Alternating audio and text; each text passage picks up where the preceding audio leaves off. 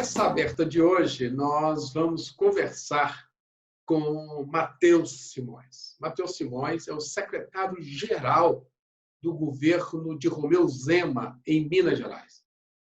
Matheus Simões foi um dos primeiros vereadores eleitos pelo Partido Novo, um dos 5 primeiros vereadores eleitos em todo o país pelo Partido Novo. Depois de um mandato muito combativo na Câmara de Vereadores de Belo Horizonte, Matheus Simões, que concorreria em princípio à Prefeitura de Belo Horizonte esse ano, desistiu da disputa exatamente para reforçar o time do governador Romeu Zema numa posição extremamente estratégica como secretário-geral. Matheus, inicialmente eu quero te agradecer imensamente essa oportunidade de estar falando contigo, e você está disponibilizando o seu tempo para todos nós. E eu queria começar te perguntando o seguinte, começando pela pandemia. Eu vi uma entrevista sua onde você disse claramente o seguinte: nenhum paciente em Minas que precisar de tratamento, que precisar de UTI, vai ficar sem a UTI ou sem o tratamento. Isso continua de pé? Bom, continua assim. Primeiro, agradecer a oportunidade dessa conversa e dizer que essa é a orientação do governador Romeu Zema, toda a sua equipe, desde o começo da pandemia, que a gente conseguisse fazer com que o pico da pandemia em Minas ficasse o mais distante possível para que nós tivéssemos oportunidade de reforçar nossa capacidade assistencial, nossa capacidade de resposta. E desde o início da pandemia, Minas Gerais já aumentou em mais de 50% o número de UTIs à disposição da população. Nós passamos de pouco mais de 2.000 UTIs públicas para mais de 3.200 UTIs públicas neste momento e vamos chegar a 4.000 ainda durante o período mais agudo da pandemia. Exatamente para garantir que ninguém fique sem assistência médica no Estado à medida que o quadro vai se instalando de forma mais agressiva. Hoje, Minas está com, infelizmente, 1.200 óbitos, 1.200 mortes em função da Covid-19. Esperava-se que o pico da pandemia em Minas fosse atingido por volta de 15 de julho. Como é que está essa situação hoje? Como é que estão os planos de vocês? Vai recuar ou isso, infelizmente, ainda vai mais para frente? A nossa estimativa nesse momento os estudos indicam exatamente isso, a manutenção de 15 de julho como o momento mais grave de contágio e de busca por assistência médica no Estado. Se a gente parar para pensar, nós estamos falando de quase 2 meses depois de alguns outros estados brasileiros, e isso se deve a uma preparação adequada do Estado, que conseguiu achatar a curva. Isso leva o pico um pouco mais adiante, mas nos dá tempo para construir a capacidade assistencial e também diminui o número máximo de leitos exigidos no auge do contágio, que vai acontecer, ao que tudo indica, no dia 15 de julho. Nós estamos nos aproximando desse momento, que é um momento delicado, por isso o nosso pedido ao longo dos últimos dias de que todos reforcem ao máximo as medidas de distanciamento ao longo dessa semana e da próxima. Então, mas já dá para dizer que Minas conseguiu conter o Covid-19 com mais êxito que outros estados, que a maioria dos estados? Sem dúvida alguma. Paulo, se nós observarmos o início da pandemia, lá quando nós suspendemos as aulas no dia 17 de março, nós estávamos aproximadamente 5 dias atrás do Rio de Janeiro e 7 dias atrás de São Paulo, no momento de contágio. E a essa altura nós já estamos quase 2 meses, já temos quase 2 meses de vantagem sobre esses 2 estados. Isso significa que nós conseguimos conter a velocidade da propagação da doença, o que nos garante que a situação de Minas será muito menos grave do que aquela que foi enfrentada em vários outros lugares do país, como no Amazonas, como no Ceará ou como no Rio e São Paulo propriamente. Nós somos o estado com o melhor resultado do Sul e Sudeste e seremos um dos melhores resultados do país, eu tenho certeza disso. Agora, secretário, onde é que está, então? O que Minas está fazendo que outros estados, também governados por governadores sérios, não estão fazendo? Bom, definitivamente não é uma questão de ter dinheiro, né? Porque Minas não tem dinheiro já há bastante tempo. É uma questão de ter gestão. Nós fomos o primeiro estado a criar um centro de emergência em saúde, lá em janeiro. Enquanto o vírus ainda estava na Ásia, aqui em Minas Gerais já havia um comitê montado pela Secretaria Estadual de Saúde para organizar a nossa rede de assistência para enfrentar o vírus quando ele chegasse. Nós tivemos um dos primeiros hospitais públicos credenciados para pesquisa clínica. Nós compramos EPIs e distribuímos para os municípios. Nós conseguimos ampliar mais leitos que qualquer outro estado. Nós somos o primeiro estado a suspender a aula, o primeiro estado a criar protocolos de atividade, o primeiro estado a ter um processo regulamentar de retomada da economia. Então, esse fato de Minas ter conseguido se antecipar nas providências a todos os outros estados, somado ao fato de que o mineiro é um povo consciencioso, ordeiro, seguidor de compromissos e de regras, cuidadoso, esses dois fatores consorciados fizeram com que Minas tivesse muito mais sucesso do que vários dos nossos vizinhos. O secretário, hoje tem uma discussão muito triste a respeito de superfaturamento de EPIs, de equipamentos de proteção individual, inclusive equipamentos para as próprias UTIs, como respiradores. E eu vi uma entrevista esses dias de governadores com medo de dizer o seguinte: eu estou precisando, mas não vou comprar, com medo de receber uma ação de improbidade do Ministério Público, porque os preços estão lá em cima e qualquer preço que eu compre, amanhã vai dizer que foi superfaturado, porque a demanda está alta. Como é que Minas conseguiu comprar os respiradores ao preço que comprou? É fato mesmo que Minas conseguiu comprar os respiradores ao menor preço entre todos os estados? Nós compramos 1.047 respiradores à menor cotação no país, né? Mas é planejamento. Por isso que eu disse que gestão é muito importante nessa hora, Paulo. Como nós conseguimos retardar a nossa curva? Nós, lá no mês de março, compramos respiradores, março e abril, respiradores para serem entregues em maio, junho e julho. Porque nós sabíamos que nós tínhamos tempo, porque nós fizemos o dever de casa na hora certa. Com isso, nós conseguimos comprar a um preço menor, porque a gente tinha prazo.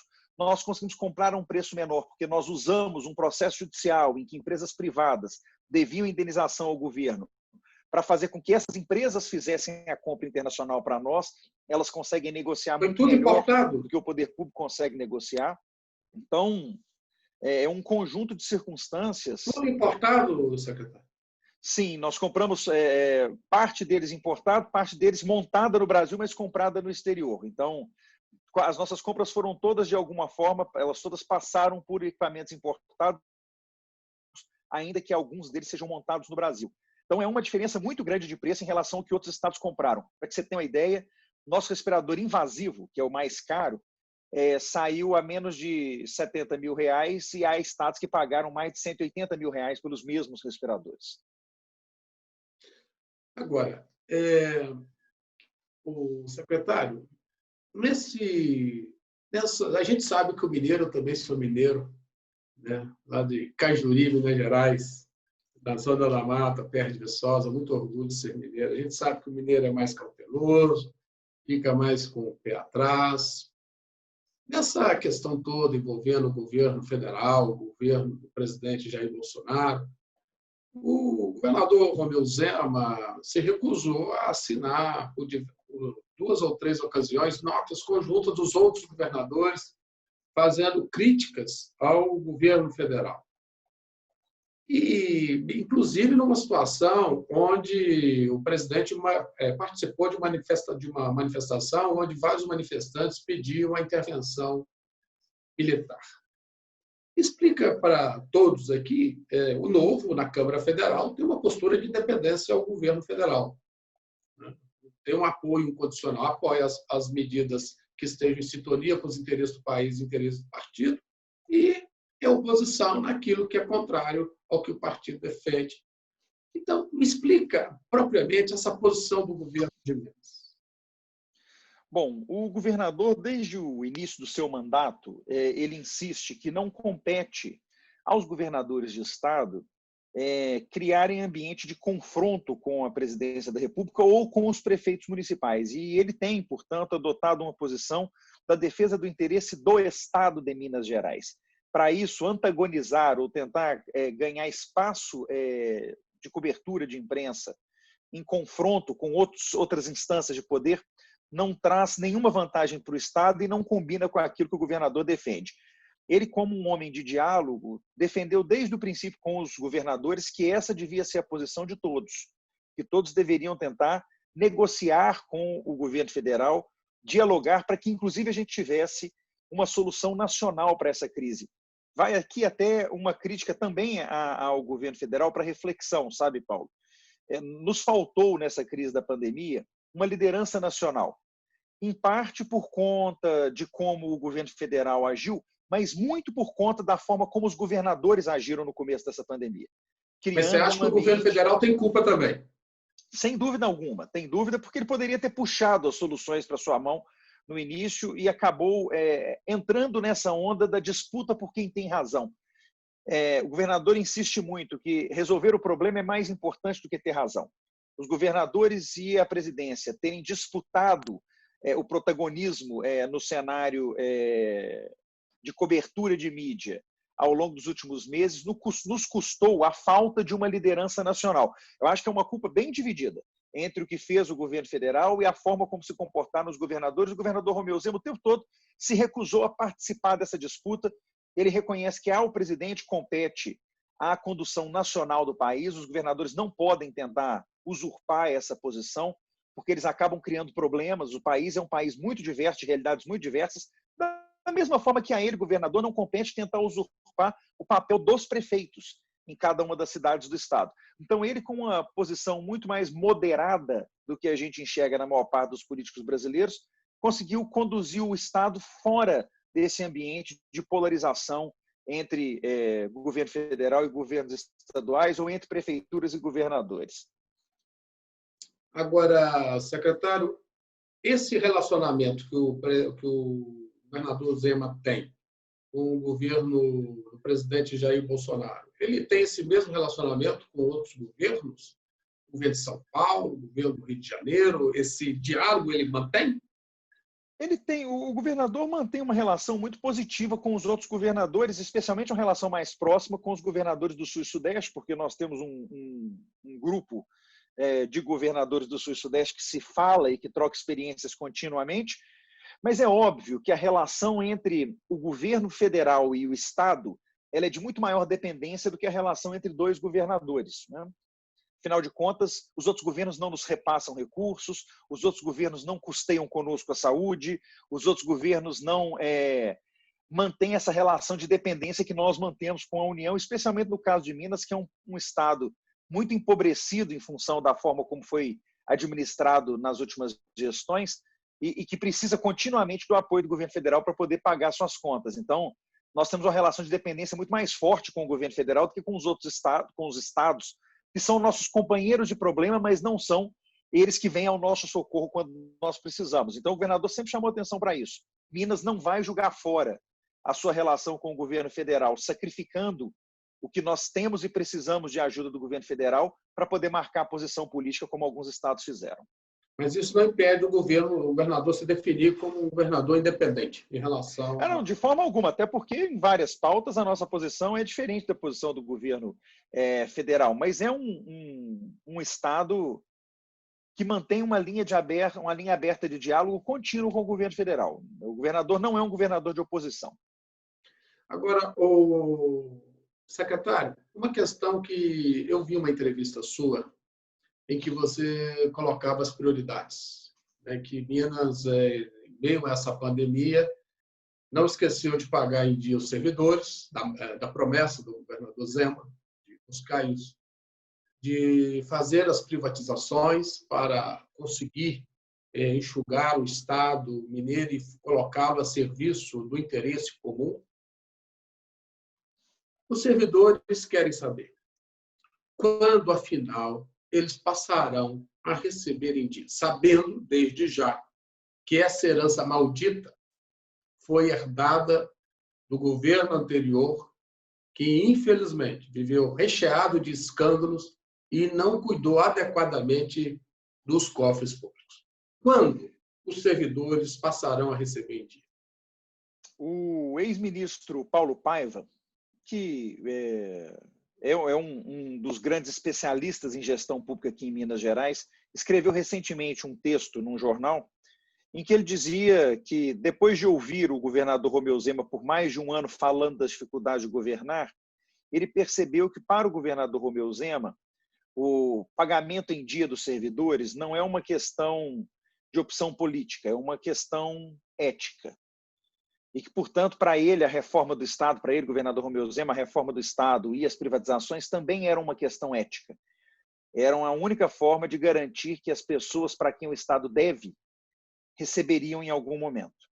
Isso continua sendo uma verdade definitiva, mas é claro que a chegada da pandemia atrasou a nossa perspectiva de conseguir colocar em dia o salário dos servidores. Nós não conseguiremos colocar os salários em dia. Os servidores hoje recebem atrasado, né, em 2 parcelas, normalmente a última já muito próxima do final do mês. Nós não conseguiremos colocar o salário dos servidores em dia sem as reformas estruturais que estão sendo discutidas na Assembleia neste momento, dentre elas a reforma da Previdência, mas também a reforma administrativa e, necessariamente, privatizações. Infelizmente, a situação financeira do Estado é tão degradada que, sem essas medidas, não há nenhuma perspectiva de que Minas consiga colocar em dia o seu déficit, que neste momento já supera 15 bilhões de reais por ano. Só o nosso déficit previdenciário é de 16 bilhões, o que significa que, se o nosso déficit total é menor do que 16 bilhões, é porque nós estamos deixando de gastar com todo o resto que precisava receber investimento, como saúde, educação, segurança e infraestrutura. Então, é um desafio muito grande que não será resolvido sem reformas e sem privatizações. Por isso, a importância desses temas que estão hoje na Assembleia: reforma da Previdência, reforma administrativa e autorização para a venda da Codemig. Agora, a reforma da Previdência. Em quanto tempo? Minas acabou, é um dos 6 estados, se eu não estou equivocado, que ainda não fez a sua reforma da Previdência. Essa reforma, quando que vocês esperam que ela esteja aprovada? O compromisso que o governador tenta selar com os deputados nesse momento é de aprovação da reforma ainda no mês de julho, neste mês de julho. Se nós não conseguirmos aprovar a reforma até 31 de julho, Minas Gerais deixará de receber os repasses da União a partir do início de agosto, o que significa uma perda adicional muito relevante, da ordem de 350 milhões de reais por mês, em virtude da perda da nossa certidão negativa federal, já que a reforma previdenciária é uma exigência nacional neste momento. Então, nós esperamos que esse prazo seja cumprido e que até o final do mês de julho a reforma esteja aprovada. Mas eu volto a dizer, ela não é suficiente para falarmos em colocar salários em dia. Ela é suficiente para pensar em equilíbrio de contas, mas sem privatizações, nós precisamos de uma injeção de dinheiro no fluxo de caixa. Qual a economia hoje da reforma da Previdência, se ela for aprovada? Aproximadamente 1,5 bilhão de reais por ano. Nós estamos falando de um déficit corrente nesse ano superior a 15 bilhões de reais por conta da Covid. Então, Matheus, mas é só 10% do tamanho do déficit total. Mas é um avanço, e a gente sabe que na reforma da Previdência o tamanho do ganho ele vai aumentando ao longo do tempo. Então, a gente pelo menos estanca um problema muito sério, que é a deterioração da nossa estrutura de pagamento pessoal ao longo dos anos. Agora, e tem boa vontade, o governo Zema não é aquele governo do toma lá da cá. Ele anunciou isso desde o primeiro momento, e, aliás, está dentro da proposta do Novo que não há negociação de cargos em troca de apoio político. E mesmo com essa filosofia sendo seguida, essa reforma, que depende de tanto apoio na Assembleia, ela será aprovada? Eu tenho certeza de que sim. Os deputados mineiros são homens muito comprometidos com o Estado e com a sua população. Ainda aqueles que, eventualmente, não sejam alinhados com o governo do ponto de vista ideológico ou programático, reconhecem e sabem que a questão a essa altura é matemática, não é mais ideológica. Não há recursos para fazer o pagamento da Previdência aos custos que ela tem hoje, e nós estamos, na verdade, adequando Minas Gerais àquela realidade que já é realidade nacional. Você pontuou bem, nós somos um dos últimos 6 estados a efetivar a reforma. tivemos até aqui caminhando para tentar construir o ambiente político necessário para aprovação, mas sabemos que o momento é esse. Nós não temos mais prazo e contamos com a responsabilidade dos deputados para garantir a aprovação em tempo curto, já que o prazo federal se esgota em menos de 30 dias. Então, vamos lá. Previdência, privatização, a Codemig, por conta do Nióbio, está na ordem do dia, precisa de autorização da Assembleia. Então, com esse déficit de caixa enorme que o Estado de Minas tem, como é que está fazendo para investir, secretário? Não está.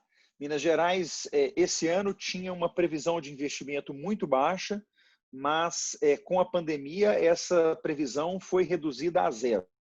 Nós estamos, nesse momento, com 49% de todo o custeio do Estado contingenciado, ou seja, nós não faremos as despesas, o que significa que nós não só estamos deixando de investir, como estamos colocando em situação muito precária a manutenção do que já existe de infraestrutura no Estado.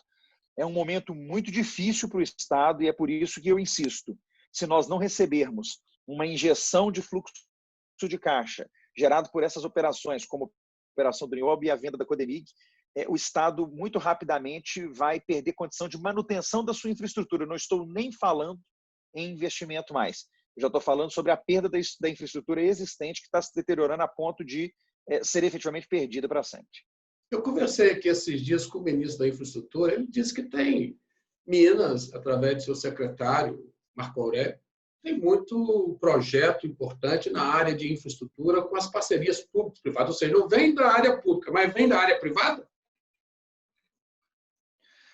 Nós temos muito espaço para investimentos federais no que diz respeito, e aí por meio de parcerias, no que diz respeito às nossas rodovias. Minas Gerais é o estado brasileiro com a maior malha viária federal, dada a dimensão e posição do nosso estado, e nós precisamos que o governo federal ande com as privatizações, com as concessões, com as PPPs voltadas à parte de infraestrutura ferroviária e rodoviária especialmente. E da nossa própria infraestrutura, nós temos tentado forçar um movimento de desestatização que permita que os investimentos necessários sejam feitos, já que nós não temos condição de fazê-los.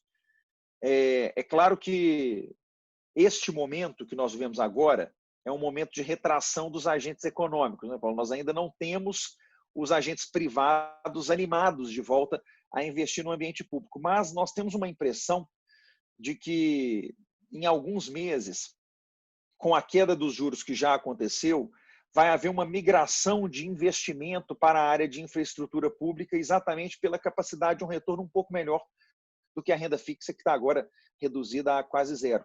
E com isso, talvez, vários dos projetos que a gente já tem bem encaminhados de concessão se viabilizem ao longo dos próximos meses ou 2 ou 3 anos. Secretário, o senhor é praticamente um dos fundadores do Novo, aquele sonho de trabalhar a política dentro de um conceito de moral que esteja sintonizado com a maioria da população brasileira, de correção, de honestidade. E agora, Minas tem o primeiro governo do Novo. Está sendo possível colocar em prática tudo aquilo que o Novo pregou e prega nas suas eleições? Eu acho que eu acredito e entendo que sim, mas efetivamente viver a realidade do executivo, especialmente, é normalmente menos encantador do que a teoria poderia pregar. No legislativo, nós temos aquela liberdade do voto individual, divorciado da necessidade de execução orçamentária, que permitem, por exemplo, a um vereador como eu fiz, não ter de transigir nunca para defender e aplicar aquilo que defende, ainda que isso possa custar não aprovação de projetos e tal. Quando você vai ao executivo, é absolutamente impossível deixar de dialogar com os vários integrantes do legislativo. E aí já começa uma primeira diferença, porque esse tom um pouco mais virulento, que é inclusive o meu tom na condição de vereador durante o meu mandato, e é o de alguns deputados do Novo, ele acaba não se viabilizando, porque o governo precisa manter o diálogo com a Casa Legislativa. E mais do que isso, essa sensação que preenche alguns dos filiados do Novo, e eu chamo muita atenção de nós que somos filiados do Novo para isso, de que nós talvez detivéssemos o monopólio da virtude. Essa é uma sensação que afasta os outros agentes políticos e que é uma sensação equivocada. Aliás, os últimos que se pressupuseram, que se pressuporam detentores do monopólio da virtude, estão aí respondendo a processo criminal porque criaram a maior rede de corrupção que o Brasil já viu. O Novo não deveria seguir o caminho que o PT seguiu, dizendo que certos são os que andam com ele e todos os outros são errados. Eu acho que estar no Executivo nos desafia a uma posição de mais diálogo. Acho que nesse sentido foi muito bom que o primeiro eleito para um cargo executivo do Novo fosse uma pessoa do perfil do governador Romeu Zema, um sujeito muito mais sereno do que eu, por exemplo, muito mais ponderado, com mais tranquilidade para ouvir e que por isso mesmo consegue construir melhor nesse ambiente de muitas opiniões que é o ambiente do Executivo. Viver o novo na prática passa por aprender a dialogar a partir da perspectiva do novo com quem já estava e continuará na política ao longo do... Mas esse diálogo, ele pode existir sem concessão de cargos?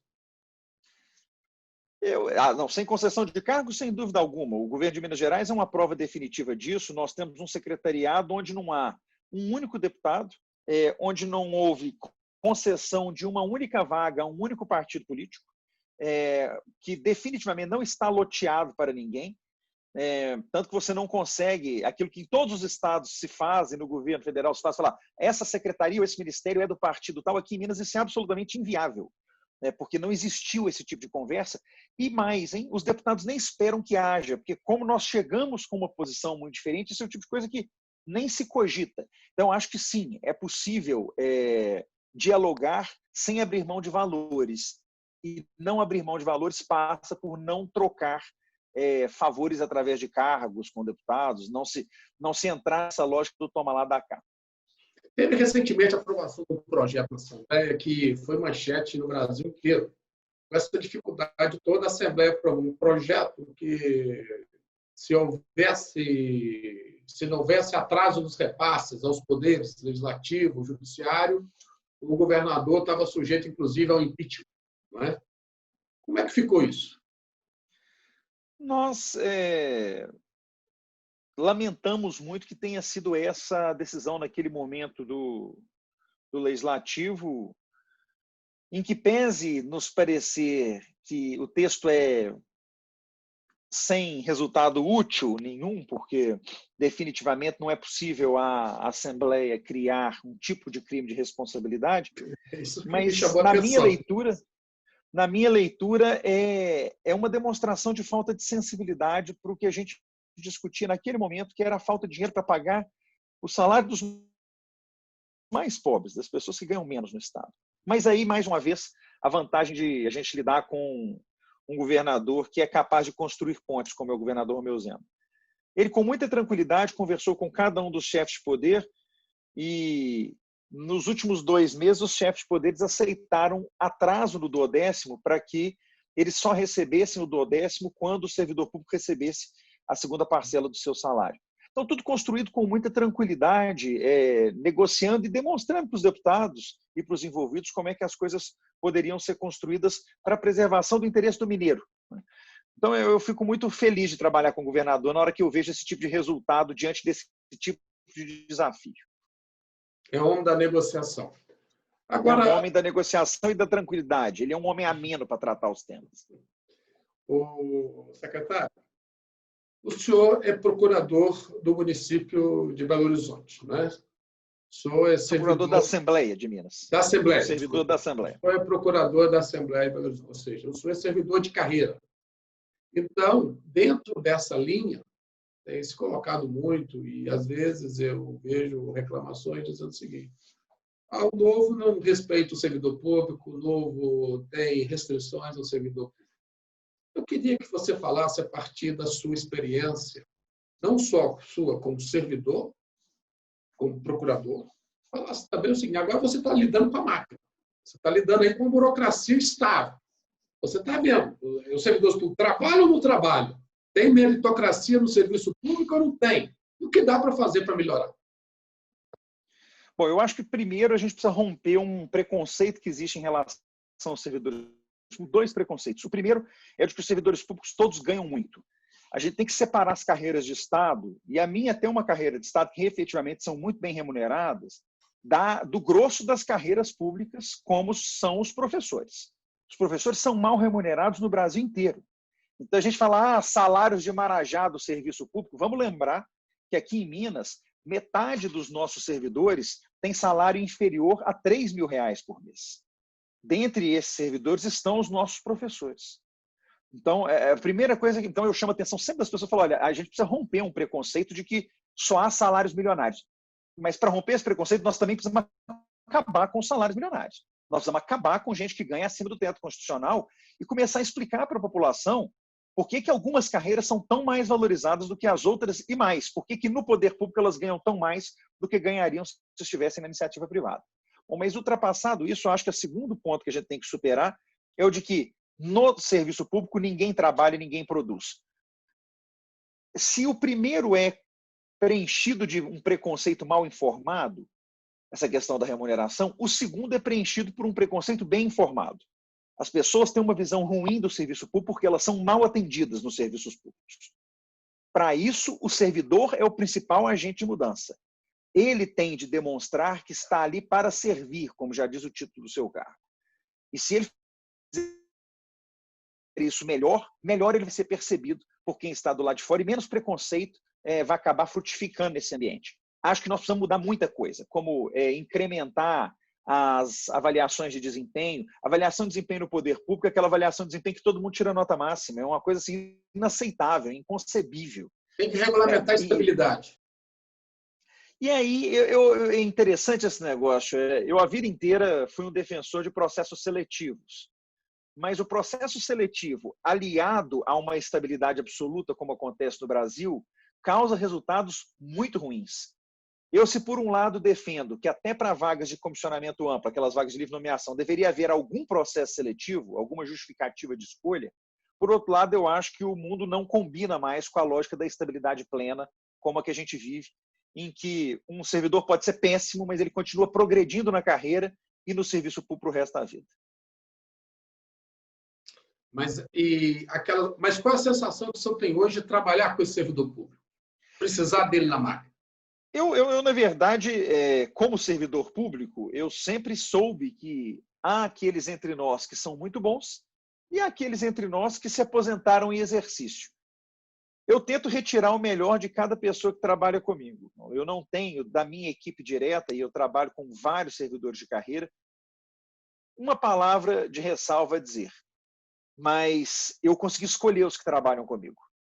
Eu acho que nós precisamos ampliar essa sensação de pertencimento e de senso público no servidor para que ele se sinta sempre e completamente animado a trabalhar. Eu não posso reclamar do corpo funcional que está ao meu redor, mas eu sei que nós temos muito a melhorar, especialmente na prestação de serviço à ponta. Eu vejo o tanto que o cidadão comum se frustra ao ter que lidar com o serviço público. Acho só, Paulo, que a gente desconta no servidor público uma parte do problema que é causado, na verdade, pela burocracia regulamentar. Então, assim, há uma parte da nossa raiva social com relação ao servidor público por coisas que não são culpa do servidor, que são, na verdade, decorrentes de uma legislação que tem prazos muito longos, procedimentos muito burocráticos, que dificulta muito o acesso do cidadão comum aos serviços. É um problema complexo, mas eu não me ressinto de trabalhar com os servidores públicos, não. Eu, como servidor público, na verdade, cada dia que passa, me sinto mais entusiasmado com a possibilidade de mudar a realidade a partir do Estado, se ele for menor e um pouco mais focado. Eu chamo a atenção lá para o caso da Câmara, nem é o caso do governo, não. Lá na Câmara, quando eu cheguei, eu não conhecia os servidores. Do Estado eu conheço, porque eu sou da carreira estadual, né? Mas eu não conhecia os servidores da Câmara e fiquei muito bem impressionado com a boa qualidade dos servidores concursados da Câmara e muito mal impressionado com a qualidade dos servidores de nomeação ampla dos gabinetes. Isso me leva à conclusão de que nós precisamos de mais responsabilidade por parte de quem gasta o dinheiro no Brasil, fazendo com que um corpo talvez um pouco menor de servidores públicos qualificados e concursados possa prestar um serviço melhor do que o que é prestado hoje. Em suma, quer dizer, a regulamentação da estabilidade seria o caminho para essa avaliação de desempenho. Exatamente, para que a gente pudesse trabalhar com a lógica de estabilidade como uma forma de proteção contra a perseguição política, mas nunca como uma forma de proteção à incompetência, como acaba acontecendo hoje. Ou seja, para proteger o servidor da perseguição política, mas isso não para permitir serve de álibi para a ineficiência. Exatamente. E aí, curioso, né, Paulo? Eu falo assim... Eu penso dessa forma também. Agora, eu fico pensando... Pode falar, pois não, perdão. Não, pode falar. Não, isso é uma porque as pessoas falam muito de corrupção no Brasil, né? E eu sempre falo uma coisa que você acabou de tocar nela indiretamente. Que o maior problema do Brasil não é a corrupção. O maior problema do Brasil é a incompetência e o fato dela estar sempre resguardada pela falta de transparência e pela falta de avaliação. O secretário, o senhor está no meio de um governo, evidentemente que quando as pessoas elegem um governo, mesmo sabendo das dificuldades, eu estive em Minas várias vezes, as pessoas, olha, o Zema está trabalhando, não está conseguindo fazer muita coisa, mas ele pegou um estado detonado, quer dizer, as pessoas têm noção disso. Mas o senhor não acha que à medida que o tempo vai passando, essa população vai perdendo um pouco da paciência com essa situação? Olha, tudo isso que eu tenho é isso que eu herdei, eu estou muito amarrado para fazer alguma coisa? É óbvio que sem dinheiro tudo é mais difícil, né, Paulo? Mas, por outro lado, se tivesse dinheiro, talvez nós não tivéssemos ganhado a eleição. Eu brinco, se o Estado fosse rico, talvez o Pimentel fosse governador dele ainda para poder levar um pouco mais de dinheiro para fora. Então, eu me ressinto muito do fato de nós termos sido depauperados enquanto estrutura pública pelo último governo. Mas eu sei também que não há momento melhor para um liberal chegar à política do que aquele em que todos percebem que não há mais dinheiro a ser gasto. Porque nesse momento, o nosso discurso, o discurso liberal, de que a máquina precisa ser melhor, que precisa economizar dinheiro, ele é um discurso de sobrevivência. Diferente de em outros momentos em que há abundância de recursos e se poderia pensar em gastar mais, em ter políticas mais intervencionistas, mais investimento público, num momento de pobreza estatal como esse que a gente vive, a única solução possível é a solução liberal. É a solução com menos recursos. Então, eu acho o governo está conseguindo economizar em Minas? Está economizando nós conseguimos já reduzir em mais de 40 mil servidores o quadro de servidores do Estado de Minas Gerais. Como? Por exemplo, cortando funções que não eram necessárias ou reunindo funções que poderiam ser executadas por um único servidor ao invés de 2. 45 mil vagas foram reduzidas. Nós demitimos 45 mil pessoas. Esse tipo de movimento significa não só economia, como moralização no mindset do serviço público. Além disso, só para te dar um exemplo, num contrato de comunicação, nós conseguimos fazer uma renegociação e economizar R$200 milhões por ano. E esses exemplos vão se multiplicando. Então, sim, nós temos economizado valores absurdos em comparação ao que já foi gasto aqui. O dever de casa está sendo feito. Esse dever de casa está sendo feito, infelizmente, ele não é suficiente. Porque, somada à nossa falta de dinheiro anterior, com o problema agora da pandemia, em que a gente perde R$7 bilhões em arrecadação, a distância entre o que a perda a de gente 7 recebe bilhões, e a gente gasta ainda é muito grande. 7 bilhões mesmo de reais. Mesmo com a compensação do governo federal? A compensação é de 3 bilhões, o que nos deixa com um saldo negativo de 4 bilhões, mas, além da perda, nós tivemos uma necessidade de investimento muito grande em saúde. Então, o nosso buraco aberto nesse momento é de mais de 4 bilhões de reais adicionais ao que já era o nosso problema de caixa. Secretário, já caminhando aí para o final da nossa conversa, muito produtiva, eu queria que o senhor colocasse como que espera. O senhor espera deixar o governo de Minas em 2022. Como que o senhor acha que Minas vai estar? Como que o senhor acha que Romeu Zema vai estar e o nosso país vai estar? Bom, com relação ao governo do Estado, eu acho que nós deixaremos um governo organizado. nós recebemos um governo completamente caótico, em que nem a senha para ter acesso às contas públicas nos foi passada pelo último governo. Tal estado de deterioração das contas públicas era uma situação de vergonha ou de polícia. Por um dos dois motivos, nem a senha do sistema nos foi passada. Então, eu tenho certeza que nós vamos entregar um estado organizado, talvez com não todas as suas contas em dias, mas com uma previsão de que elas se regularizem ao longo dos meses, com uma estrutura pública repensada e com um estado muito mais simples para se trabalhar e se produzir. O governo tem insistido muito nisso, por isso nós somos os campeões em geração de emprego, os campeões em atração de investimentos. Espero que o Brasil seja entregue com um ambiente menos burocrático do que o que foi recebido e com avanços econômicos importantes. Acho que o resumo do que nós teremos para o Brasil em 22 será um primeiro teste de uma postura mais liberal na condução do Estado de Minas e na condução das questões econômicas nacionais, para que a gente possa ter oferecido à população pela primeira vez nos últimos 100 anos da história brasileira a oportunidade de conviver com tomadores de decisão política que acreditam efetivamente na redução do tamanho do Estado como forma de permitir serviços públicos melhores. E aí é o desafio, Paulo, porque nós liberais somos acusados de trabalharmos contra o serviço público de qualidade, quando, na verdade, nós somos os defensores de que um Estado que foca naquilo que é essencial tem condição de entregar serviços melhores naquelas áreas que são essenciais. Então, acho que o brasileiro e o mineiro terão a oportunidade de testar isso, que nós seremos capazes de entregar serviços melhores porque vamos ter mais foco nas entregas para a população, diminuindo o tamanho da estrutura.